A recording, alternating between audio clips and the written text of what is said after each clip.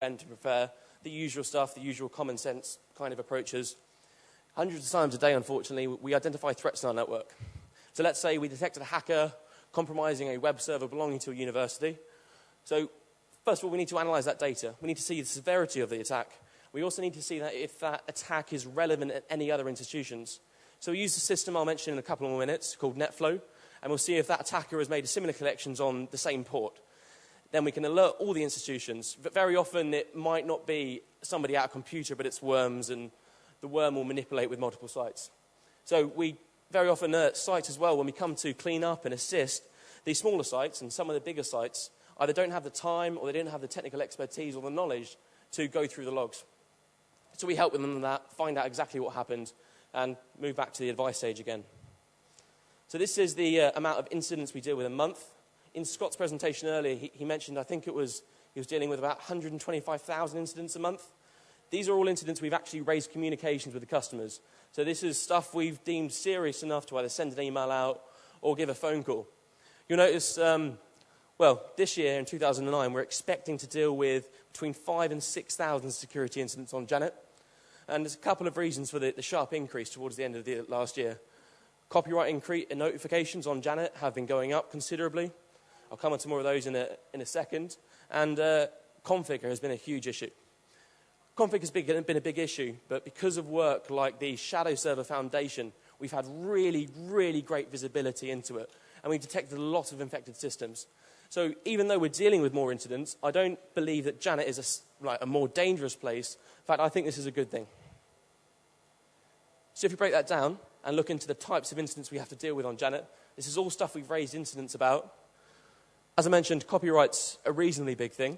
The people who send out the copyright notices in the UK, they're nearly all against BitTorrent. And from what we can see, and what my understanding is, they connect to the tracker, but they don't actually connect to the swarm. And then they get a list of those IPs, and they send out notices to the ISPs like us. But that has a couple of downsides. I think the people who run the trackers might be aware of this and putting a couple of fake IPs. I've had incidents where they've accused a printer of downloading illegally, and they're accusing address space which isn't being routed. Yeah.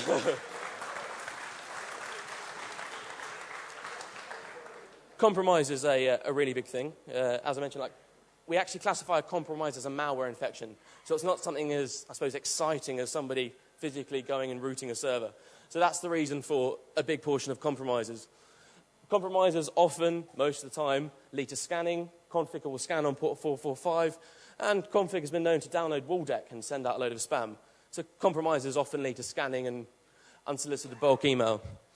The people who are really observant here and quite hot on their stuff might notice that all the stuff that is big on that pie chart is stuff we've got systems for detecting automatically and is reasonably easy to detect.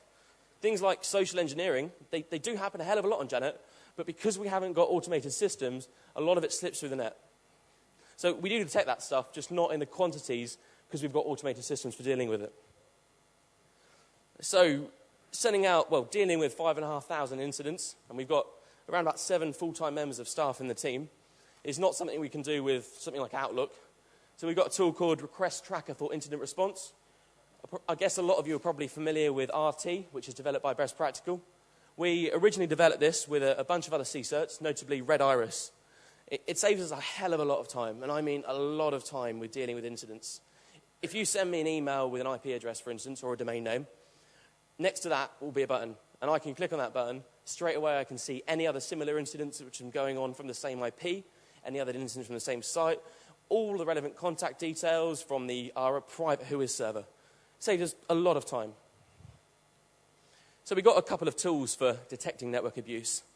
So as I mentioned, off-the-shelf equipment running at 40 gigabit a second isn't really available.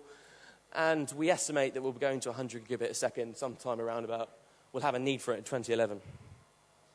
Main technical tool, I would say, is Netflow. A few of you are going to be familiar with Netflow, but I'm sure a few of you aren't. Netflow logs information of packets as it flows through it. So we get a picture of packets that are moving across the whole of JANET, not on a specific point where an IDS or an IPS might be located. We try and log approximately 1 in 10 packets when we receive that information. We only log the layer 3 headers and some of the layer 4 headers. We only log things like whether it's TCP, UDP, some of the TCP flags. We don't get things like email addresses. We don't get things like HTTP headers. We are concerned about privacy. We automatically perform a heuristic analysis on that data and look for common threats. So simple stuff to detect would be like scanning. We might be able to detect brute forcing with it. The data is also only kept for a very, very limited period of time.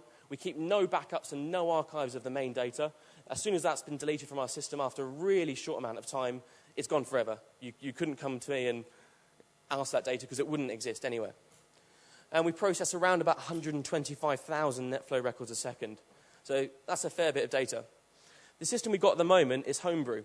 You might see by the bottom, it's not the shiniest graph in the world from a commercial vendor. We're having a few growing pains with it because we're dealing with more and more data, and it doesn't do IPv6 very well. So we are trialing a couple of systems and looking to maybe upgrade it in the future. Interestingly, on this chart, I didn't actually mean to talk about it, but a couple of the ports we detected as scanning are actually botnet. Sorry, not botnets, they're BitTorrent. We don't actively target BitTorrent users because they could be doing something perfectly legal. That's a few false positives. We can also produce on-demand reports, and we produce the on-demand reports in relation to an investigation, and we keep that data for a bit longer, and we delete it after the investigation. We generally keep this data permanently if it is determined to be malicious or as long as it's needed for the investigation to be complete. So the top graph just shows the number of connections from a big university.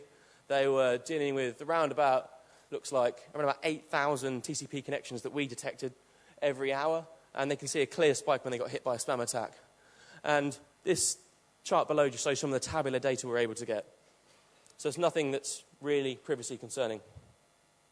Shadowserver. Mentioned these before. These are, I can't stress enough how much Shadowserver has helped our network. It's really significantly helped us. If there's any Shadowserver volunteers here, I definitely owe you a beer, because I'm sure there's going to be a few of you. If you're not familiar with Configure and a couple of other... Shadowserver actively tracks and monitors botnets and botnet infections and botnet clients. Particularly with Configure. If you're not familiar with Configure, how Configure updates, each Configure-infected bot will generate around about 50,000 domain names a day.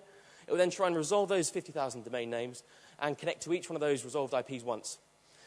Shadowserver have bought a couple of these domain names and pointed them to their honeypot, and depending upon the format of the HTTP request where they try to update on port 80, they're able to tell the variant. They can obviously find the IP.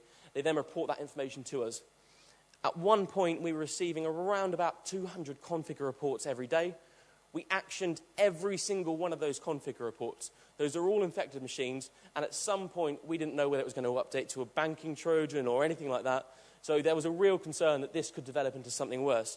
It obviously sending out a small amount of spam with Waldeck and scanning on 445. Nothing that's crazy mad, but it's still something we want to look at. As I said, every single one of those reports we dealt with. So they have significantly helped reduce the number of infected systems on JANET by a huge amount. We got a couple of darknets and honeypots, as you'd imagine, just the usual. We monitor malware and network scanning with them, so we see what the naughty people are up to. It provides a really, really basic form of early warning. So if we see an increase in the number of HTTP requests for a particular thing, so we saw an increase when there was a problem with phpMyAdmin. I'll talk about that in a minute. That would indicate that bad people are trying to do bad things, and it gives us a guideline of what to look for. We also correlate some of the data with